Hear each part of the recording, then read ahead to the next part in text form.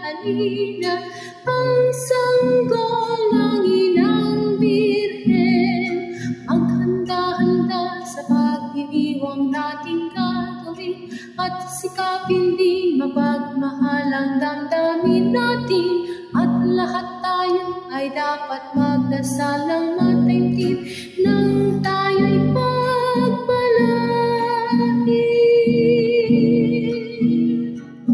O mga kasama, halina, halina, mag-alay ng panalangin at dalawin, halina, halina, ang sanggol na bagong silang. Kalimutan muna natin kahit na panandalian ang iba't ibang pasakit at mga tampuhan. Maligayang Pasko, manigong bagong taon. Maligayang, maligayang Pasko.